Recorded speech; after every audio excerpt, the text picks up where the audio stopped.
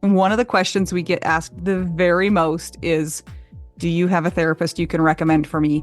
And while we wish that we knew of therapists in every single place, in every single part of the country, we don't. So what do we tell them instead, Mel? We say check out BetterHelp because it's online, it's at a reasonable price, and you can be matched with a therapist within 24 hours. I've also used them, and they have been great. And if you don't like your therapist, guess what? Click, and get a new one. Absolutely. It's so hard when you have an in-person therapist, if you're not clicking with them, to cut them off and get a new one. So that's not an issue with BetterHelp. So we always tell people to try BetterHelp. And if you use our promo code, which is trybetterhelp.com/WWDN, you get 10% off your first month. Go ahead and try it out. That's trybetterhelp.com/WWDN. And you know what? I'm a big fan of doing therapy where you don't have to wear pants, but nobody knows about it. Are you wearing pants right now, Mel? I'll see you later. Bye. That's trybetterhelp.com/WWDN.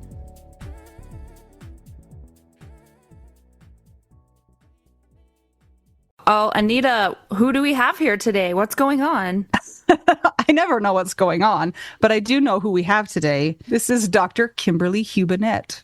Did I say it right? Yes, you did. Of course, the first question is, what are you a doctor of? Can we guess? Mel, guess. A doctor of toenails. Are we being serious or should I for real guess? Sorry, that was... No. I'm not making light of anybody's many years of schooling. Are you a doctor of ophthalmology? No. Okay, Anita, your turn. Well, I think I might know, so I don't want to guess. Just tell us what kind of doctor you are. I'm a dentist, a doctor of dental surgery. Do you do like general dentistry, kids, adults, like what flavor of dentistry? I love to work on kids, but that's not my main thing. I do a lot of cosmetic dentistry. I place implants and do TMJ assessments and even sleep apnea assessments nowadays. Yeah.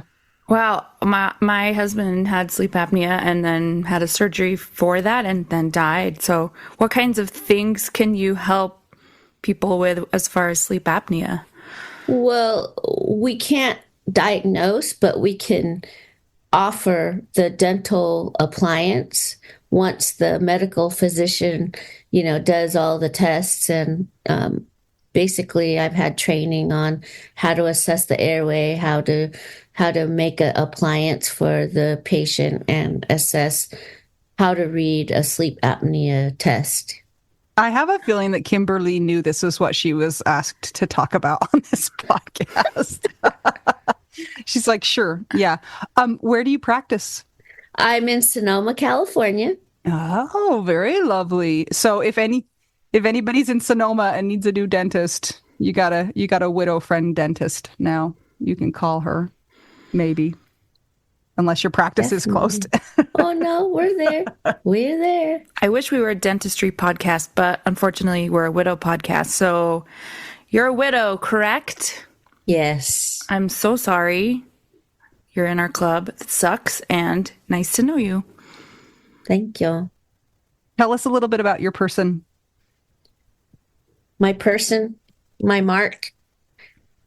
He was my soulmate.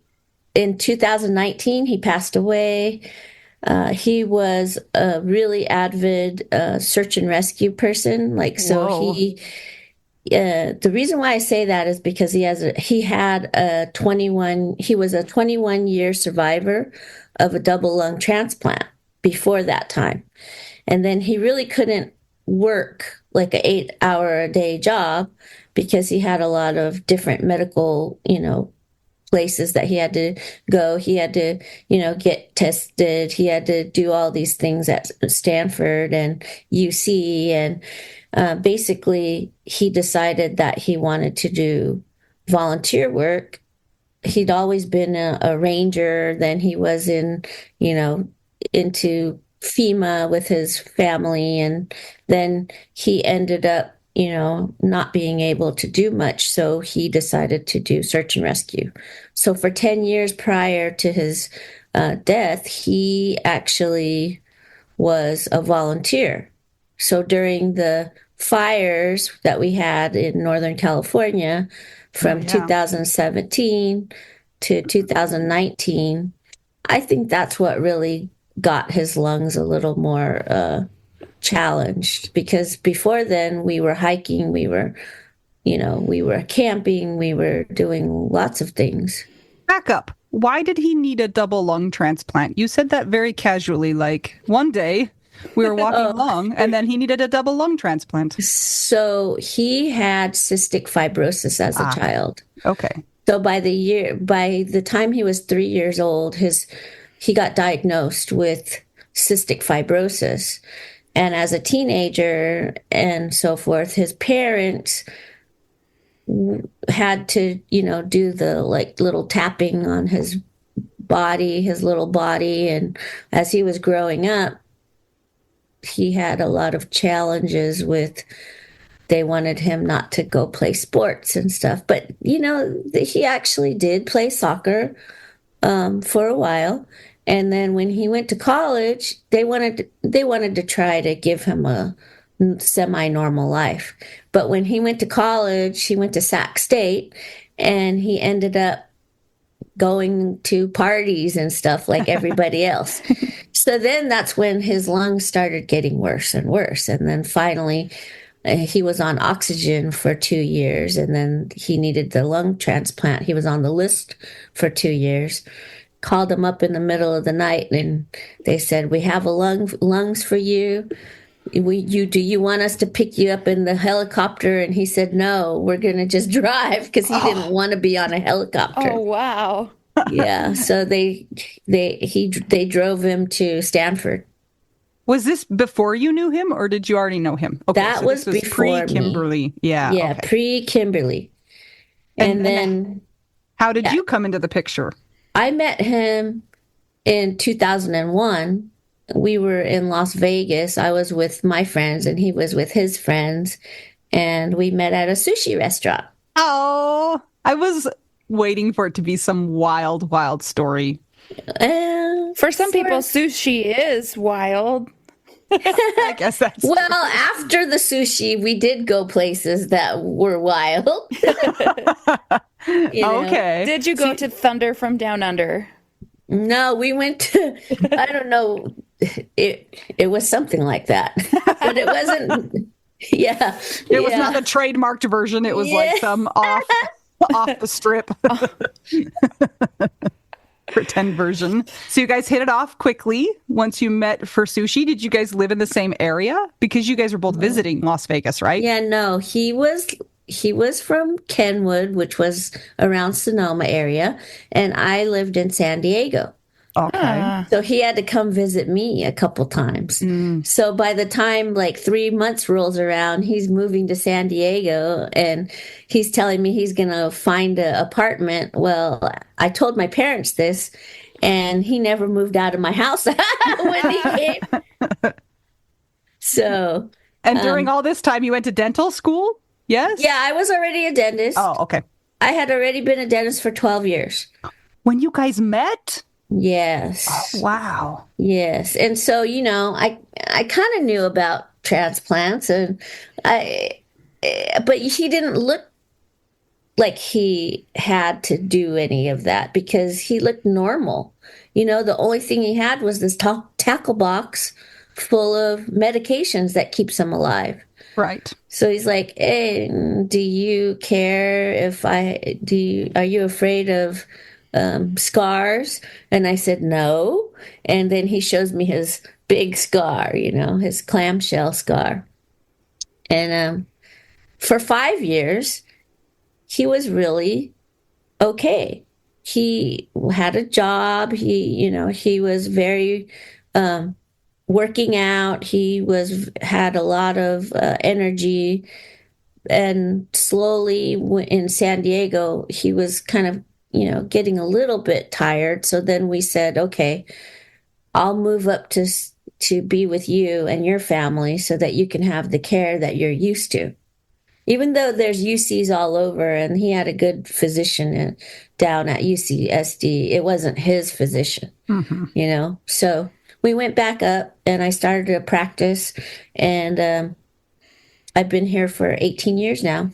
Wow. What kind of care did he need that was ongoing having a double lung transplant?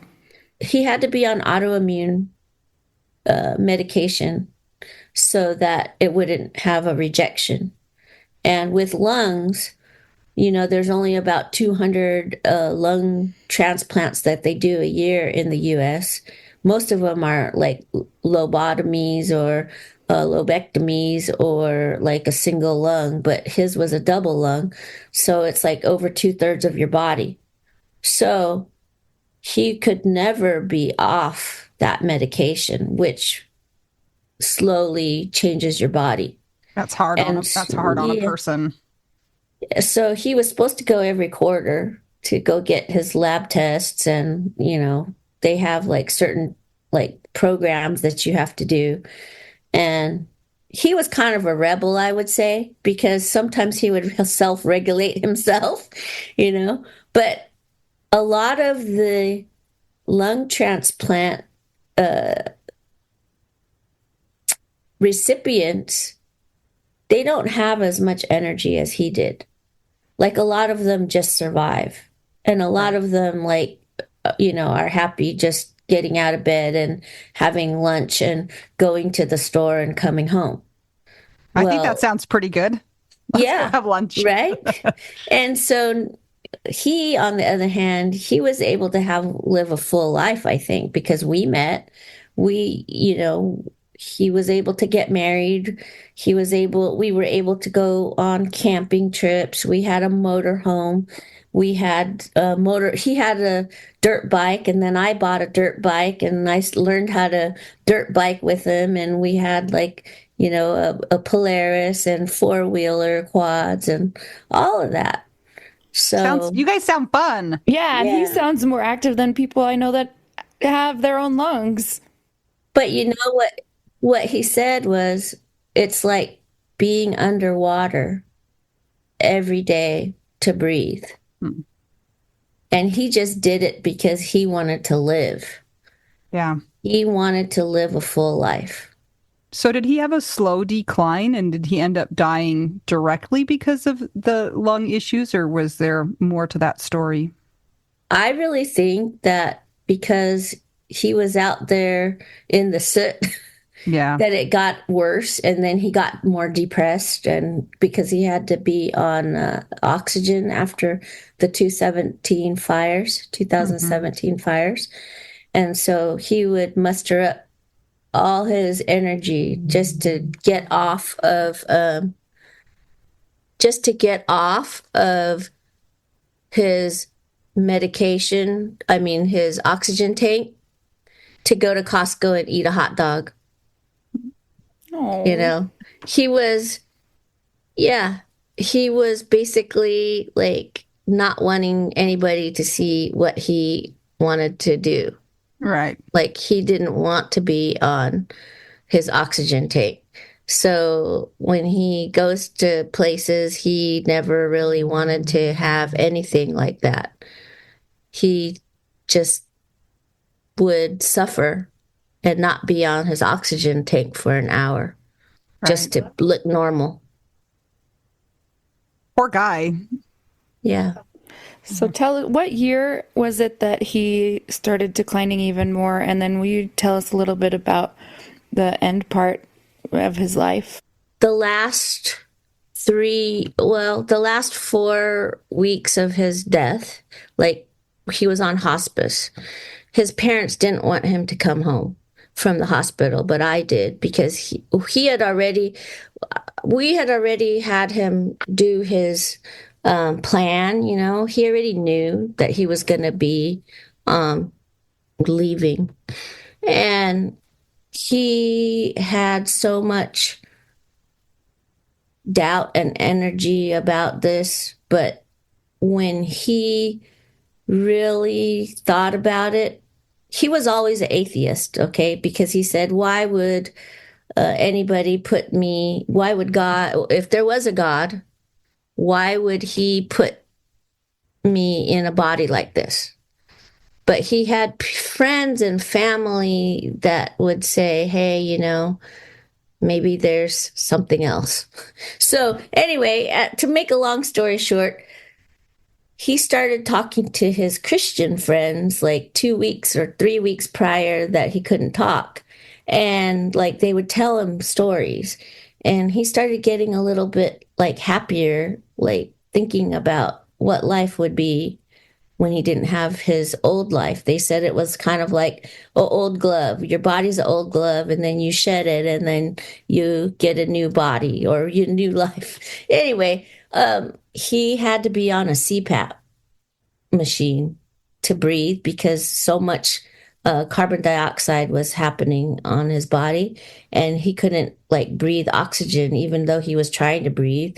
And at that moment, it was really strange. He called his friend, and his friend like had him say like that the accepting Jesus Christ as your savior, and all of a sudden he could breathe. Like he actually started breathing with that machine. He said that there was a relief all of a sudden. His parents were there. I was there. I was like, this is strange.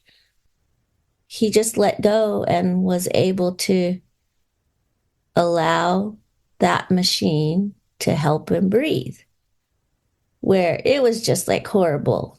What are your religious beliefs? If that's not too personal. Well, I have been baptized. I had I used to go to church, but when I was with him, we really didn't like go to church or anything. I mean, I'm more spiritual, if anything, and it was just strange because I saw what happened. And then he was peaceful, and like the last 2 or 3 weeks after that, like he was okay. Mm. Strange. Yeah. That's amazing. Yeah. Yeah. So for a couple of weeks, he was breathing or letting the machine do its thing, right? And then did he start declining again? What happened after that? Oh, so then he didn't need the CPAP machine anymore. Oh, so he got After rid a of it. while.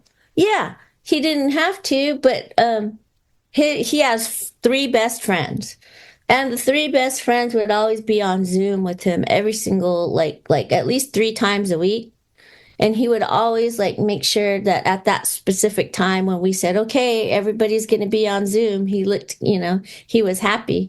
Like there was like the last week he couldn't talk and they were still on it with him. Like I put the iPad on for him and he would just be like smiling and, letting them talk. And he had great friends. Like he had his friend from that he met over the internet when he played SOCOM a lot, and that guy and his wife came to visit us as well, and they stayed over when he was in the hospital.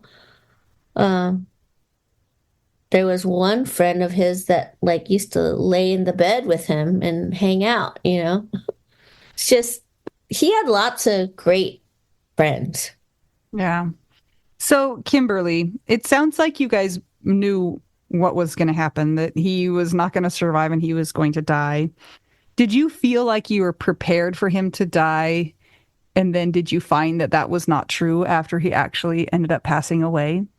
Yeah, Yeah. definitely. When he would always like be harder on me than anything else. Like he would make me like do things like fix the car, like put a new battery, do like okay, so I had to take the take the car to go get the oil change, or there'd be a lot of times when we go camping and I had to unpack everything.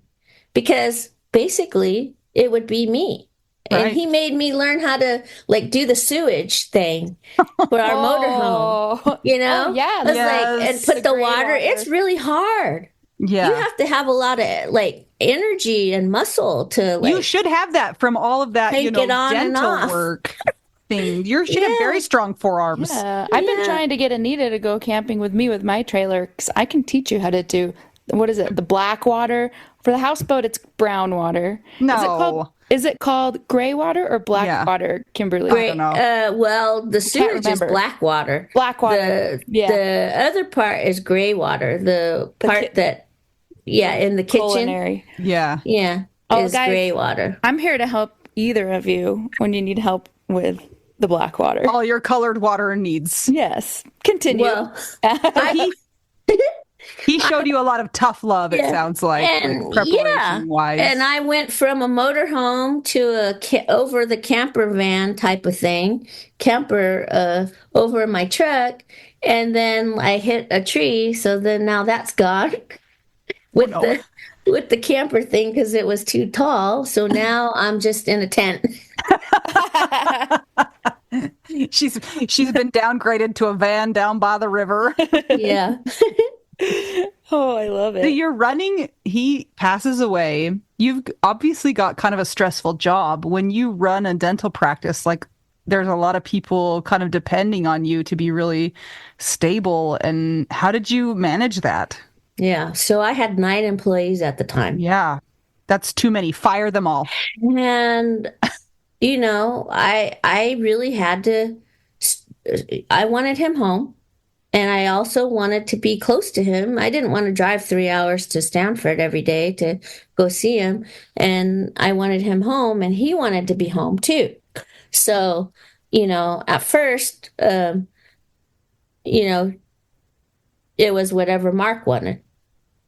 And then when he got sicker and they said he for sure probably couldn't come home unless you want him home and not come back. So I said, yeah, that's what he wanted. And at first, the parents didn't want that. And then I said, look, Mark wants that. So we ended up bringing him home on hospice. And I got this bed downstairs that, was like a mobile hospital bed. And anyway, for 2 weeks after, I think it was 2 weeks, he still had lots of energy. And I had to go to work like 2 days, 3 days, come back, because number one, I was the only breadwinner of the family for all these years, and I had to keep the household going. When he's gone, what am I going to do? So I had to do that. We had to get a caregiver, and my staff actually helped me a lot to keep on going. We had 2 dogs at the time, and his dog actually could smell when he was sick. And his dog was we got to take his dog, Roscoe, to the hospital every once in a while. And then when he was home, Roscoe wouldn't leave his side. Roscoe was actually depressed after Mark passed away because he kept waiting for him to come home. Yeah. Like he saw the body leave, Oh, poor buddy. but he was still waiting. And then when I used to sit in Mark's chair afterwards, he would look at me like, what are you doing sitting in his chair? Get out of dad's chair. Get out of dad's chair. I still have like these videos of Roscoe and him, like, bonding on the video with him sitting there in the chair. We even took him, out of the bed when he couldn't walk anymore to his chair so that he could sit there and be there. What kind of dog was Roscoe or is? Oh, Roscoe was half pit bull, part corgi, part golden retriever. Wow, that's a mix. Did he have short legs? No, he didn't. We just did the DNA and that's what it said. Kind of, I think that the people who do the dog DNA are just messing with people. Do you agree? Like sometimes you send it in there, like, let's just pull out of a bag all the weirdest breeds we can and tell the people that's what it is. Totally. But my new dog, I found the brother and they look exactly alike. Aw. Okay, side note. I see there's behind you a picture of a dog. Is that one of your dogs? Is that Roscoe or a different dog? The one behind me is Yeah. actually Dakota. That's my new dog. That's your Aw. dog now. But I do have, do you see the one that is a light-haired dog? By the teeth? Yes. Yeah, is it over by the teeth thing? There's like 3 dogs in that one, isn't Yep. there? That one is Roscoe, the one Aw. on the bottom. You see the little white stripe with the he Yeah. is. Yeah. That's Roscoe. Kind of hard Cute. to see. What kind of dog is Dakota? Dakota's a pit bull. Yeah, but Roscoe, the reddish one was Mark's dog. That's Mark's dog. Oh, so how long did you have Roscoe after Mark passed away? 3 years. Was he old, or do you think he died of a broken heart? Both. I think it was both. Both. He lived to be 15. Yeah. Yeah. And you guys did you have kids or no kids? No kids. So Roscoe is your child, Yeah. between the two of you. He went with Mark everywhere. Yeah. Did you have Dakota after Roscoe died, or did you get Dakota before? I got Dakota before, thinking that she would help him get a little more happy, have a friend, because he always had another friend. Like I had a dog before Roscoe that they were like together, Loki and Roscoe, for the longest time. And then after Loki passed away, then it was only Roscoe for about 6 months, because Loki passed while Mark was sick also. That was hard. gosh. It was very hard for Mark because Mark could not go home to see Loki. Did you say it was 2019 that Mark died? Okay. Yes. So we're in 2024 right now, almost 2025. What has your life been like since then? Yeah, well, I picked myself up, Yep. I have my dog, so I have to go do stuff with my dog. She gets me out of bed every day. And I also have my busy practice. I work 3 days a week now instead of 6. I have an associate that comes and helps me on 1 day a week. So then I moved my practice from a 6-day-a-week practice to a 4-day-a-week practice, and then me 3 days. And it's like, yeah, I'm a dentist, but I have a lot more to give out of life than just being a dentist. I treat my patients very well. We often talk about, surviving and so forth. And what's really interesting is my staff and my patients were the ones that kept me going. Yeah. They were sweet. Like, how are you doing? What do how's it going? And then also, I was able to write a book in memorializing my husband. It's not like a fiction and nonfiction. It has both. It's about survival after your husband or your loved one has deceased, and then going out into the wilderness and surviving on your own as well. Yeah, in a tent now because you ruined the camper. Yeah, all the little tips. Or if you have to use black water and clean it out. Yeah. That's survival. Yeah, get some iodine and I have a question for you. If you put your dentist hat back on just for a second. When I went to the dentist after Scott died, I don't even remember how long it was, but I remember going in and they said, "Have you been through a lot of stress?" And I'm like, "Oh, yeah.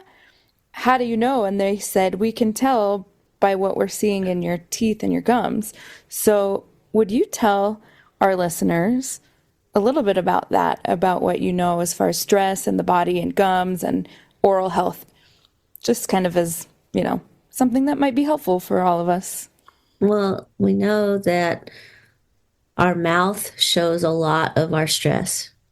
Like a cardiology friend of mine said that if your gums are bleeding and you're looking in your gums and you see the inflammation, that's probably what your arteries and veins look like too. Hmm. So, when we're looking at periodontal disease, it doesn't hurt until you get an abscess or you have bone loss and then your tooth, slowly, gets loose. But I can see if somebody has diabetes, I can see that what happens when their gums shrink and swell with sugar intake. Wow. That's why diabetics should be having like 3 times a year cleanings. Oh, interesting. Every 90 days, your bacteria builds back up, and how your immune system affects it, or your system and your organs are, as far as health are concerned, really will affect what your gums and your mouth look like in the overall daily providing. You should be brushing and flossing, obviously, every day. I would say twice a day for brushing, once a day if you can for flossing. And it's kind of like exercising your gums. You're exercising a muscle, The gums are like a muscle, and if you're not exercising it, you're going to get bleedy, flabby gums. Are you required by law to tell people as a dentist to floss? Like, will they take away your dental card if you don't say that? No. No.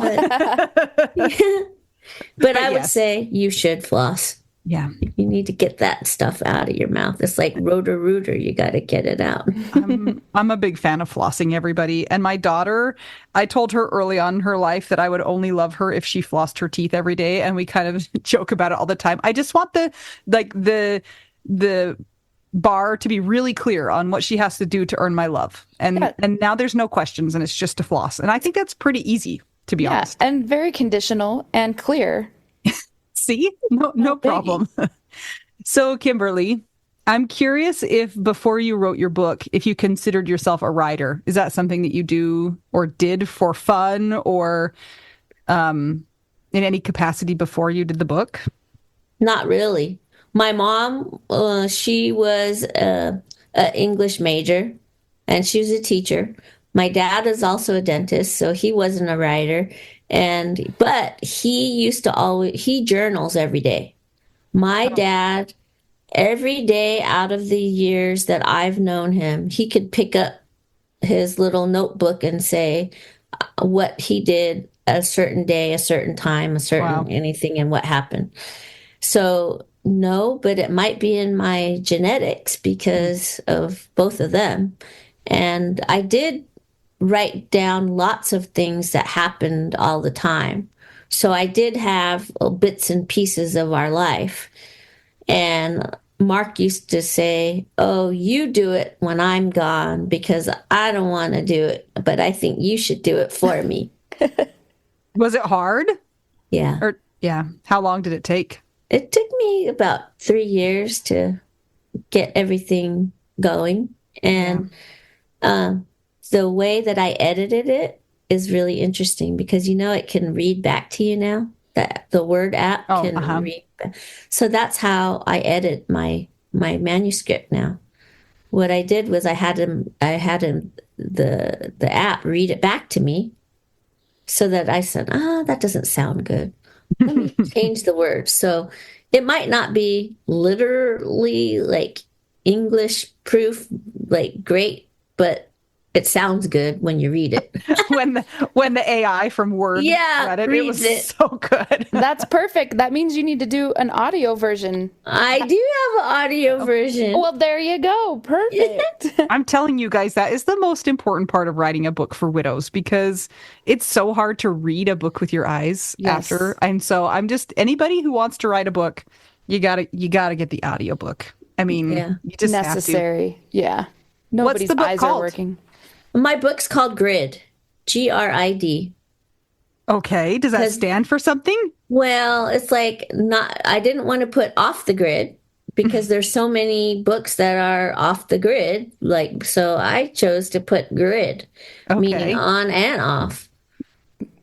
It's not a like a how to cook wild elk meat or anything like that. That's like what off the Squirrel. grid. Oh, well, the character is out in the wilderness and she does shoot a Ah, bear and a she does bear. like use like all the parts of the bear, but she balances life, she talks to her animals. She gives back to the earth. Okay, now you've got me intrigued. This is Hmm. this is not what I expected. So, Yes, we need to read this. Behind you it says live, love, survive, thrive. I thought That's that my was going to be the name of your book. me too. now that's my motto though now. Oh, I love that. So live, love, survive, Survive, thrive. thrive. And then your book's name is Grid. Hmm. Very cool. You Um, can learn about bear hunting and cooking and using, right? Yeah, everything. twigs to cook your bear. Kimberly, have you waded into the dating arena? Oh gosh. I went on one date. It was disastrous. Oh, please tell us about it. We're here for it. Well, I had a friend, a good friend of mine. She goes, "Are you interested?" I said, "Oh, I don't know. Maybe I'll go for coffee or something." So we exchanged numbers and that was her friend and she thought me. And so basically we talked for like maybe two or three times and then we went out for coffee and it was disastrous. Okay. We I knew. We You knew already immediately. knew that. I don't know if he knew, but I knew. I What equates disastrous? I have a Spill guess, stuff Mel. on you? Okay, what is your guess? She showed up and he smiled at her and he had flabby gums. He that would had have been not good. been flossing and she could see it immediately and she was like, I can't do this. That would have been good because before Mark and I dated, before I kissed him, I had to make sure I cleaned his teeth. But no, for this one, it was about the dynamics of a home life. Hmm. Like he had a daughter, and like he had never been married with the parent, and it was just the dynamics of the relationship that he had with the mom and the Um, daughter that I just thought, oh, weird. she's I could never do yikes. that. Like as far as like gifts and presents and that kind of thing. And it was just a little strange. So I just, and plus, I wasn't like, I guess I wasn't attracted to him Because of his after yucky that. gums. Yeah, I he don't needed a know. cleaning and a whole, he needed your services, let's be honest, all of I'm them. I'm not like not open to dating, but then that was disastrous. So I don't know. I I'll have a have to wait question. a little bit. So he had to have known that you were a widow since somebody set you guys up, right? Yeah, How yeah. did that part of the conversation go? Um, Did it even happen? it didn't happen Okay. really. All right. Yeah. I think my dad's a widow. My mom passed away 12 years ago and he remarried. I think men remarry faster than women, maybe, in general, but maybe not. And I just think that it all happens when it happens. And Yeah. When the universe says so. Yep. mhm. Yeah. Well, Kimberly, it's been delightful to talk to you and get to know you a little bit better. And I'm super intrigued by the book. Where can people find said book? Oh, so my book is actually on Amazon. No. It is, and Audibles too. Okay. Yeah. Yeah. So if you look up Grid by Kimberly Hubenette or Dr. Kimberly Hubenette, Dr. Kimberly Hubenette, you'll find that book. It is on Audibles. It's on there's a Kindle version, an Audibles version, and a regular version. It's also on, I believe, there's a Walmart site. And Oh, wow. Probably. Very cool. yeah, Is the main character of your book based on you? a little bit, Okay. Loosely. Okay. loosely, Have you because ever shot a bear? no, Okay. but I do hunt, like uh like I do fishing, hunting, trap shooting, that kind of Ooh. stuff. I do hiking. In fact, when he passed away, I actually hiked Half Dome Oh, wow. and John Muir Trail. That's And I cool. caught this huge fish that I always wanted to catch. I went to Cancun and I caught this 75-pound fish. Whoa. Whoa, what kind of fish was it? It was a Goldfish. Yahoo. It's called a Yahoo. Wahoo. Wahoo. Wahoo. Not Yes. Yahoo. Wahoo. Wow, I didn't realize they were so heavy, those Yeah. types of fish. Wow. Yeah.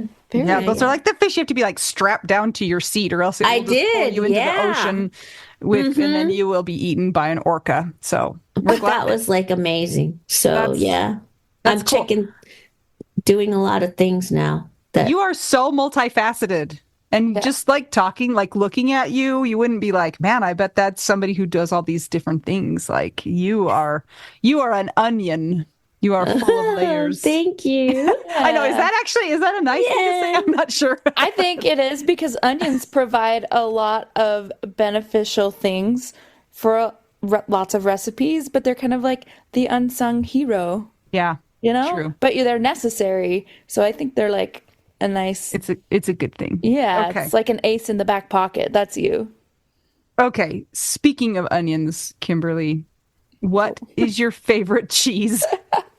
My favorite cheese is I love cheddar cheese. Yum. It's such a classic.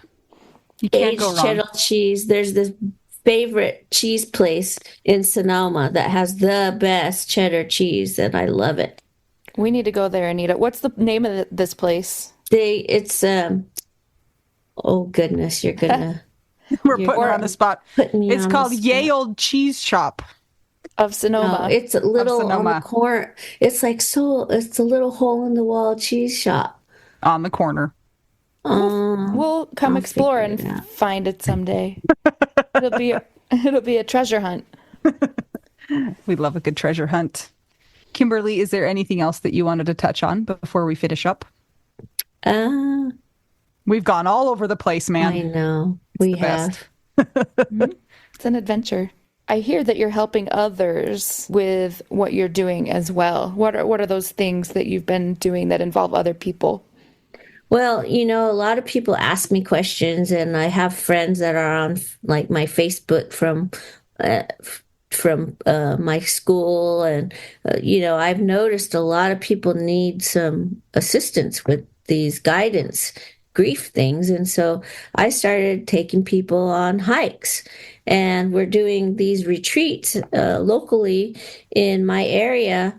I am helping people get over their first year of grief.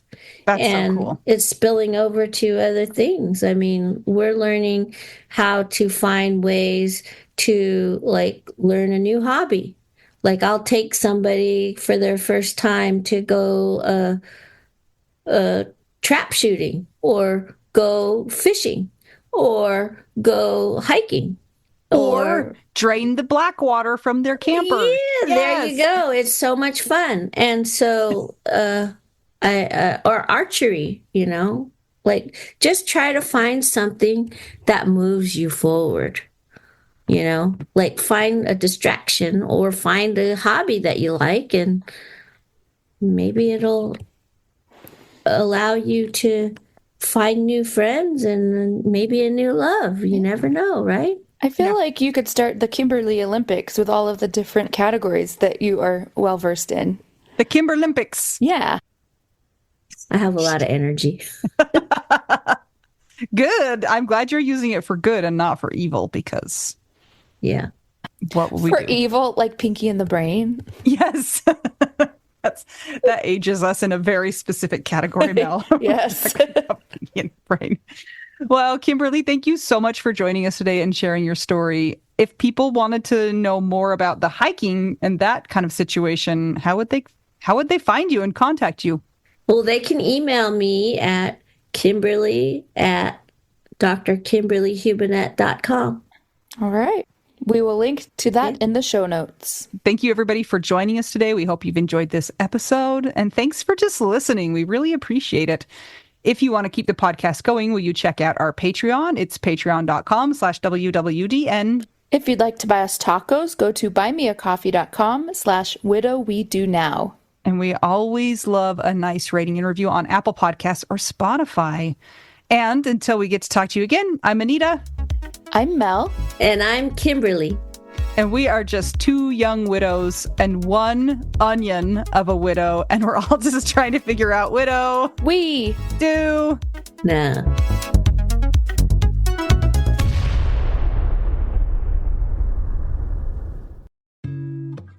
Mel, Yeah, we have a major announcement to make.